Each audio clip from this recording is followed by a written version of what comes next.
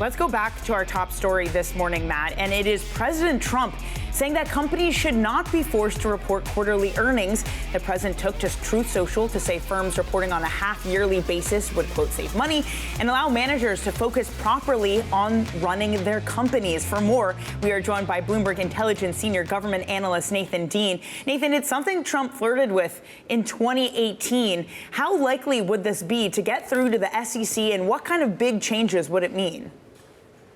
So I think it's actually somewhat likely, but I would say I don't think it's going to happen by 2027, because like you said, this is something that occurred before, back in 2018. And the market participants' reaction to this was somewhat mixed. Investors were like, look, we want this data, but companies were also saying, well, there potentially could be some capital formation positives for this idea of long-term investing. So I think what the SEC will do here is they'll say, certainly, President Trump, we are going to look into this. But it's not like I don't think they've actually written a rule or anything like this. So I think they're going to go back, and either two scenarios will emerge. They're going to either do another request for comment, or they'll put out what's known as an advanced notice of proposed rulemaking, both of those occurring probably in the first half of next year. And then they'll go through and they'll try and find out more consensus of whether or not this is something the market wants, or is this something that the capital formation folks need. So I don't think it's going to happen by 2027. I'm sorry, I don't think it's going to happen anytime soon, but certainly by 2027, this could be a reality for the market. Nathan, has the president been using executive orders as much recently, and can he change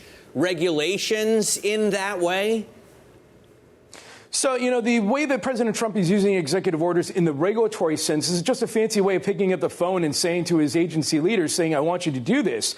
And so if President Trump orders the SEC chairman to do this, even though the SEC is an independent agency, we don't think the SEC is going to be in the business of telling the White House no. So I do think what will happen is somewhat similar to what happened in 2018 when President Trump floated this with former SEC chairman Jay Clayton, is Jay Clayton came out and said, right, we'll do a request for comment and we'll kickstart the process. And I certainly think that Chairman Atkins would do the same here.